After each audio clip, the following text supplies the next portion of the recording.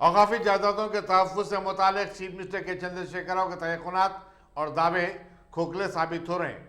उप्पल में कब्रिस्तान और उससे मुत्तसिल अराज़ी को बचाने की कोशिश करने वाले वक्फ बोर्ड के अहदेदारों को पुलिस उप्पल ने हिरासत में ले लिया।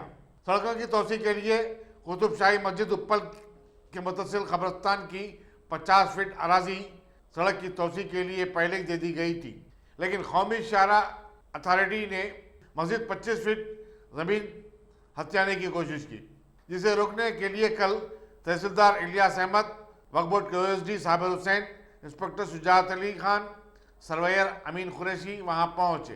पुलिस ने नेशनल हाईवे अथॉरिटी की तरफदारी करते हुए वक्फ बोर्ड के अहदेदारों को हिरासत में ले लिया। डायरेक्टर महकमा खिलत उमूर शाहनवाज कासिम की मदाखलत पर अगरचे के वक्फ बोर्ड के मुलाजिमीन को रिहा कर दिया गया, लेकिन सड़क की तोसी का काम जारी रहा।